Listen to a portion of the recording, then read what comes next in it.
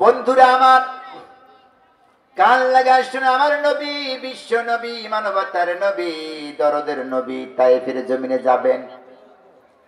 খাদিজা হারিয়ে গেছে, চাচা আবু তালেবও হারিয়ে গেছে। বন্ধুরা আমার, যখন হারিয়ে গেছে তায়েফের জমিনে, আল্লাহ রাসূল বিশ্ব নবী মুহাম্মদ রাসূলুল্লাহ সাল্লাল্লাহু আলাইহি সাল্লাম তিনি চলে গেলেন। বিবি হারানোর ব্যথা কত! খাদিজা ছিল দুঃখের দিনের স্ত্রী। বলেন আল্লাহু আকবার।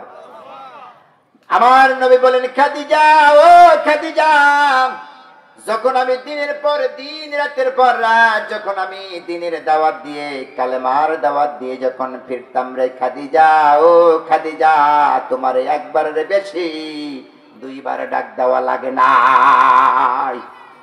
ও খাদিজা, তুমি কি ঘুমাও না?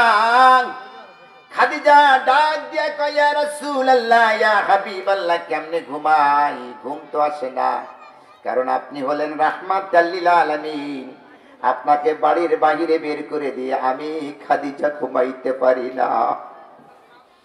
সেই খাদিজা জনমের মতো যখন চির বিদায় হয়ে গেল, চাচা আবু তালেব বিদায় হয়ে গেল, বিশ্ব নবীর শোচনীয় অবস্থা, নাজুক অবস্থা, আবার ইমোশনালি হিট করতেছেন আবু জেহেলের লোকেরা। বিশ্ব নবী, দরদের নবী, রাহমাতাল লিল আলামিন, জনাবে মুহাম্মদ রাসূলুল্লাহর জিন্দেগি, তারপরেও আবার 3টা বছর জেল খেটেছেন। বলেন আল্লাহু আকবার।